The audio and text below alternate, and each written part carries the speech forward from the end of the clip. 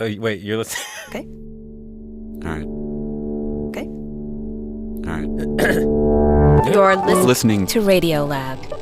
Radiolab. From WNYC. See? Yeah.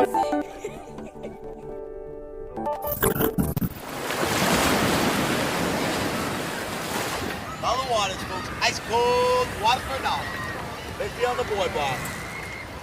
If you've ever stepped foot on an American boardwalk, you've likely encountered a deep-fried Oreo, a roller coaster you're surprised still functions, and maybe even a hermit crab. This is Radiolab. I'm Latif Nasser. And I'm Lulu Miller. And today's episode is I guess you could call it a double-decker crab cake. 2 stories about crabs that will scuttle all over your brain. And if you stick with them, end up teaching you something pretty deep about how to be a human on this planet. The first comes to us from our producer, Rachel Cusick. She originally told it live before an audience at Pop-Up Magazine. Lulu and I were both in that audience in different cities. Picture her in a fantastic purple jumpsuit, and behind her is a huge animation of a Ferris wheel and an oceanside boardwalk. The first time I saw a hermit crab, I was 11, spending the weekend with my grandpa in Atlantic City. The crab was a boardwalk souvenir tucked inside a shell, painted to look like SpongeBob SquarePants. I didn't know then that hermit crab wasn't born on a boardwalk or in a pet store or a lab. He was snatched from the wild, likely from Indonesia or Central America, and given a one-way ticket to the armpit of New Jersey. Virtually every single hermit crab you've ever seen has been stolen from its home in this way. And that's because no one has figured out how to mass breed hermit crabs in captivity. Not even biologist Chris Tudge. I think I could probably honestly say I've done more work on the reproductive biology of hermit crabs than anybody else pretty much ever. Now, hermit crabs are elusive creatures. They change color and even the shells they call home. They pass through multiple stages and change their shape and their size, and the environmental conditions you need for them are really quite specific. I first read about all of this in a science article by Samantha Edmonds in the Outline. She says hermit crabs are hard to study, even harder to breed. A few people tried to reproduce them, but none could crack the code of breeding them in large numbers. Partially because we didn't care enough about them to learn. They're not tasty, they're not cute. No one saw enough value in them. But then Mary came along. They say scaly is the new fluffy. Says that. I don't know. Mary Akers is an artist who fell into hermit crabs a few years back when her last kid left for college. When I became an empty nester, my 3 kids had graduated, I said, now I can do what I want to do, right? I was going through menopause. It was kind of like, get rid of all that estrogen. I'm 12 again. Mary needed hobbies. She started doing pottery again, and one day a woman in her group said she was looking to offload a hermit crab after her kid lost interest. And I was immediately like, oh, could I? Do I? Will I? I hesitated more because of my husband. And I didn't confess to him right away that I said yes. I said, we're going to crab sit while they go on vacation. Eventually, she came clean to her husband, said she wanted the crab to stay for good. But she quickly realized she didn't know much about how to care for her new pet. And I Googled, and I was like, oh my gosh, they need friends, they need more room, they need sand, they need real food. She learned they can live for decades if cared for properly. And when she realized her own hermit crab was stolen from its home, she felt a profound sense of injustice. Any other creature that lives 50 years, we think of elephants, we think of whales, we think of even the great tortoises, right? We revere, but we don't do that with hermit crabs. They are literally throwaway pets. These cracks in our world that most of us skip over or never see at all, they suck Mary in. Mary is the child of an alcoholic father. the sister of someone with mental illness, and a nurturing mother of 3. She spent her entire life caring for others, hoping she could protect them if she just loved them hard enough. Now, in these hermit crabs, Mary found a new space for her love to fill.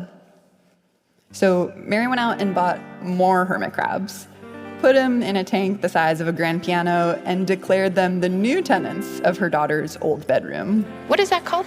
Oh, the crabs are in their crab habitat. Things escalated.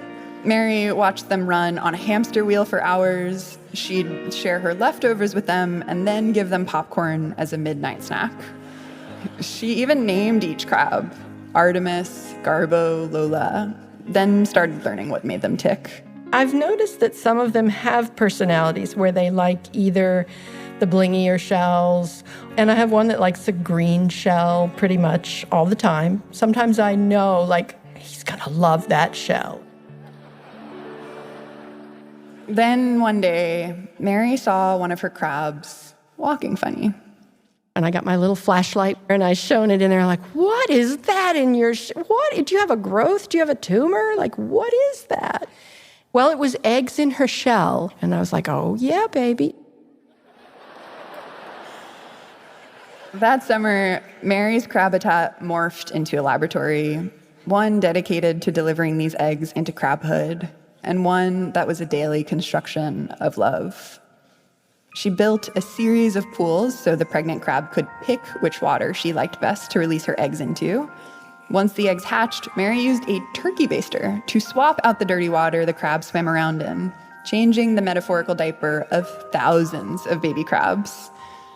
All along the way, Mary lingered above her crab habitat, cooing to the babies. And these little guys, I think about it sometimes, have been seeing my big moon face, hovering over them, staring at them. What do they think? Like, am I the landscape of their life? Mary would have a few good days, but then the number of babies would plummet. The crab's struggles, their needs, they consumed Mary. What am I not giving them, right? That's the recurring refrain in my head. What do they need? What am I not giving them? She wanted to smooth out every speed bump life put in their way. Still, the number of babies continued to drop until there were none left. I got to the final stage. That's the closest they get to being a land hermit crab before they're a land hermit crab. She felt gutted, but not wholly defeated, because the next summer, when one of her crabs waddled with eggs yet again, she got back to work. I had a plan. I had a lot more things I wanted to try. She built a new kind of tank, grew a different seaweed, bought better foods. She even built a ramp inside one of her tanks to simulate a hermit crab's journey from the ocean onto dry land. But far more radically, Mary did something she really does not like to do. I had to figure out how to not care so much. I can't be God. I can't be God. I don't want to be God, right? But I can be the ocean. I can be the ocean. That phrase, be the ocean, it became Mary's companion through all this. A little mantra, which sometimes I recite. Every time she found herself wanting to rescue the hermit crabs from some amorphous potential harm, Mary would imagine the vast waters that raise hermit crabs, how these microscopic specks manage to float around in the maelstrom and make it out the other side. So I would actually agitate them more and move it around and give them like a low tide and a high tide. Today I'm the ocean, and today the ocean is dirty and mean. Eventually, the babies grew. They survived major milestones, they formed limbs, and then flew through the water like Superman. And then, one day, Mary watched a single hermit crab pull its body up onto the staircase and break through the border between water and land. I cried. I wept. I wanted a soundtrack playing. Meanwhile, more crabs kept coming. Mary took out a piece of paper and began making a tally mark for each crab that made it to land. And then by like day 5, it's the March of the Penguins, right? I'm like, oh God, okay, there's another one. By the end of the summer, Mary had added 204 new hermit crabs to the world. With a turkey baster and tender loving care, Mary accomplished the impossible. It's been 5 years since that first hermit crab climbed out of the water in Mary's crabitat. Each year, she breeds a new batch. Some years, she reaches up to 700 crabs.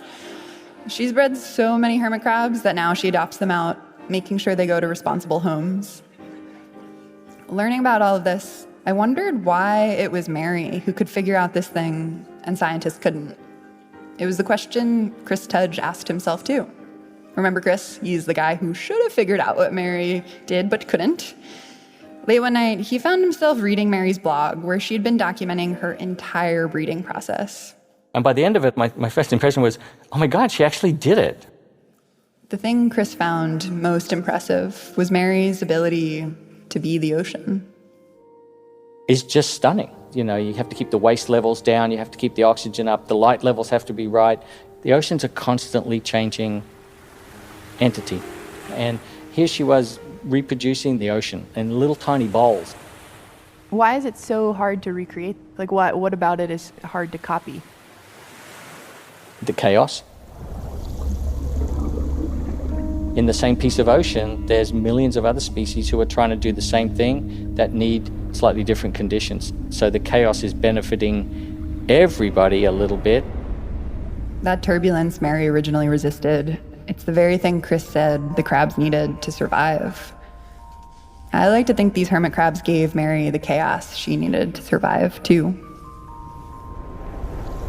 I could literally all day, every day, do nothing but try to get it perfect.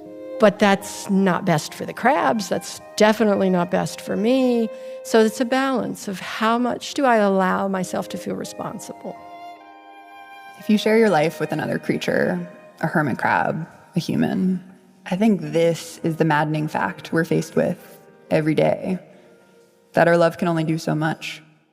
You're not responsible for everyone. You're not responsible for saving everyone. I wanted to save my dad. I can't save my dad. I was a kid, you know.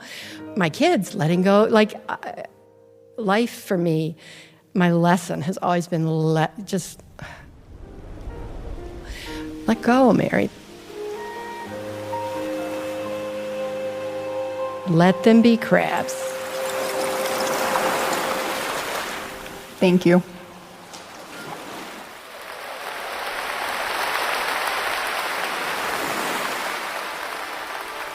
Producer Rachel Cusick.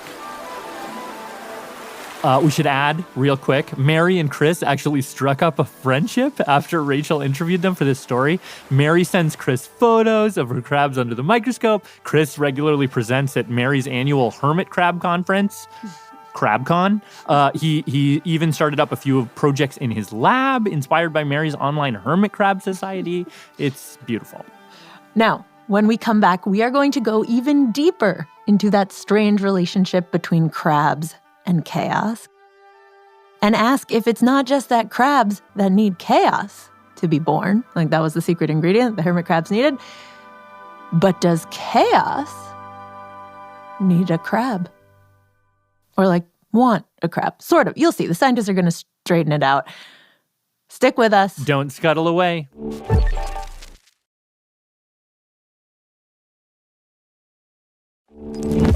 Radiolab. Latif. Lulu. Crabs. Hi. Hello. So on to our next layer of the crab cake, our next crab story. We are here with this Harvard crab scientist, Dr. Joe Wolf. Am I allowed to say any, swear words? Oh. I should not do that, right? You can. Okay. And she probably should, because she recently uncovered something effing bonkers about crabs that I have been dying to talk about on the radio. So excited about this, Joe. Yeah, awesome. So the whole thing starts with this kind of dry scientific crafting project. Okay. Joe, along with her colleagues Heather Brackham Grissom and Hello. Oh. Javier Luque, wanted to take all the crabs in the world and just make a massive crab family tree.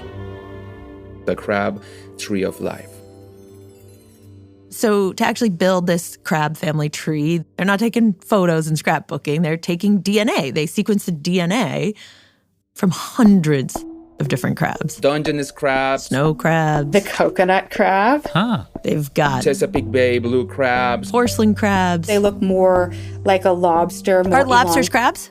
No, lobsters are not crabs. Okay. Lobsters are lobsters. Okay, sorry. There are hairy crabs, mud crabs, tree crabs. Trees? They're tree crabs? Yeah. What? In my head, crabs go with water. You're telling me crabs can live in trees? Yeah. Amazing. So they're putting all this data into some super powerful computer. And when they're done, they press a button and they're watching this computer build this tree. Branches and branches and crabs and crabs. And it would have been great if I was like that, but no, it was less dramatic. It was more like... You put all your data in, you press a button, and you wait. For a pretty long time. For like months. Whoa. The computer takes a while to do its thing. And then you get the email, and it's like, your analysis is finished. And it is shortly after that they realize crabs have evolved 5 separate times. What does that mean?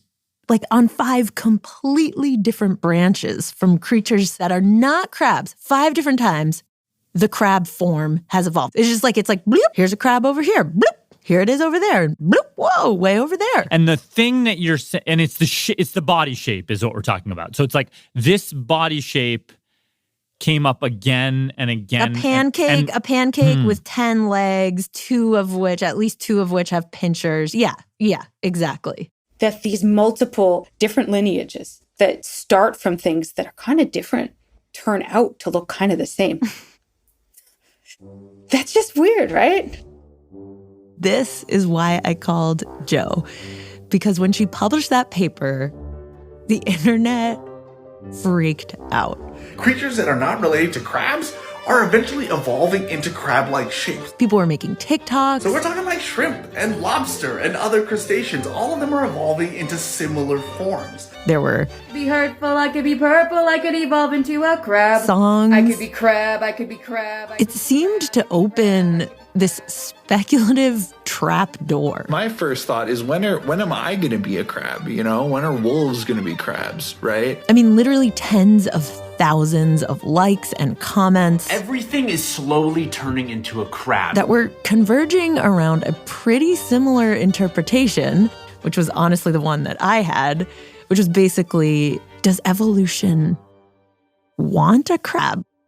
Is it just like right for life? What this also means is that statistically speaking, there are space crabs out there somewhere in the universe. I think crabs might be Mother Nature's favorite shape. I mean, it's such a surprise to me that it became a meme. Okay, not to like denigrate the scientists who like put a lot of, I think it's super fascinating, sort of the evolutionary tree that they're building. The crab appearing 5 times? I don't know. I don't see it as like a profound thing. 5 times out of how many times? Like out of how many things that have been created? Like, is it so crazy that like bats fly and birds fly and they figured out how to do that separately? Or like giraffes have long necks, but also brachiosauruses had long necks. Or like worms are like long and stringy and snakes are long and stringy. Like you're like, oh, okay. Like, yeah, it makes sense. Like with the crabs, I don't know. It doesn't seem so much crazier than all the other stuff. Okay, but like you're talking about a neck or a wing, like one body part, one nifty adaptation. With the crabs, it's like this whole complex situation. You've got multiple limbs, some of which have pinchers and a little pancake body and googly eyes, and you often walk sideways. It's like a very bizarre beast that keeps rising from the ocean again and again and again and again and again. Right. And so inaccurate, wild speculations aside about what that means for all life, where all life is heading, a real scientific question remains, which is, why does it keep reappearing? Like, what does the crabby shape actually help you with? What does it give you? Yeah, right. So what is it good for? So Javier Luque has thought a lot about this, and he said that scientists think a very important clue lies in this one moment about 100 million years ago. It was a world that was warming up. It became really, really hot. The temperature of the globe rose several degrees. The poles melted. So it raised also the sea level several hundred meters. And those floodings also made very shallow seas that can get into the land. It was a moment that looked eerily like the one we're entering now. And like now, a bunch of species began dying off. Some lobsters and shrimp dwindled. Because they just couldn't survive all that change. But crabs... They radiated and bursted all over the world. And scientists think that that goofy, leggy, complex body shape is what allowed crabs to MacGyver their way into surviving. They can use their body as a Swiss Army knife with a bunch of different tools. So the legs, they can scuttle on land, of course, but they can also swim or fight or grab prey. Some of those legs grab a sea urchin, an anemone, and just use them as hats. And camouflage themselves. Whoa! And that sleek little pancake body, it helps them hide from predators way better than, say, lobsters with that big honking tail to grab. And then there are all these subtler parts we don't really see, like these incredible gill-like things that allow them to breathe in both air and water, which lets them live like anywhere. They can live underwater. They can live on beaches. They can live in marshes. They can live in rocky shores. They can live in trees. So that, How do they climb the tree? That's the thing I don't understand. I don't know, dude. If you've got 10 legs, it makes it a little easier, right? But and they're so little, they can't clip. hug the tree. They don't, how do you get purchase on them? But if you weigh nothing, you just how do beetles climb a tree? Why does every bug climb a tree? Because it has 100 legs and it weighs nothing. I don't know. Sorry. That's good. No, it's I'm a good argument. angry at you, but I actually don't have it. I'm duh, but I don't know why. Okay, keep going. But let me just land the grand point here. The scientists think that what the crab body plan actually gets you, the reason it keeps evolving again and again, is that its niche, the thing it is particularly good at, is change. And upheaval. Chaos. Which Javier thinks will give crabs an edge in whatever world we humans are making for all of us. If we keep the world as we are going to be gone from here in the not so distant future. But crabs might start becoming more creative and using things and playing with sticks. Who knows? Give enough time, they might become the next us. So give enough time, we probably won't become crabs. We'll more likely become obsolete and the crabs will keep surviving. Exactly.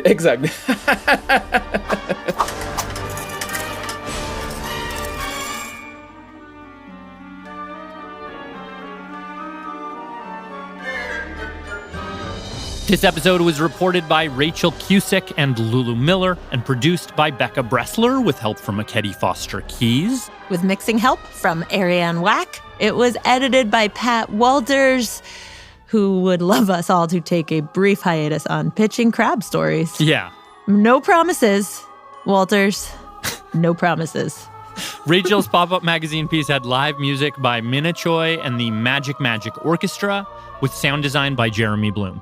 Special thanks to Heather Bracken Grissom and her Crab Lab at Florida International University, Franz Anthony, and the entire team at Pop-Up Magazine, Randy Rochon, Jen Pachenik, Renee Brody, Samantha Edmonds, whose story from the outline introduced us to Mary. Also, we are looking for an intern to join us remotely this summer. If you are interested in getting paid to hang out with us and learn how we make Radiolab, our deadline for submitting applications is on Wednesday, March 15th at 5 p.m. Eastern Time. Applications are open to students and recent graduates. You can find out more about how to apply at radiolab.org/about. Thanks. Radiolab was created by Jad Abumrad and is edited by Soren Wheeler. Lulu Miller and Latif Nasser are our co-hosts. Dylan Keefe is our director of sound design. Our staff includes Simon Adler, Jeremy Bloom, Becca Bressler, Rachel Cusick, Akedi Foster Keys, W. Harry Fortuna, David Gable, Maria Paz Gutierrez, Sindhu Nyanasambandan, Matt Cutie, Annie McEwen, Alex Neeson, Sarah Kari, Ana Rasquet Paz, Sarah Sandback, Ariane Wack, Pat Walters, and Molly Webster, with help from Andrew Vinales. Our fact checkers are Diane Kelly, Emily Krieger, and Natalie Middleton.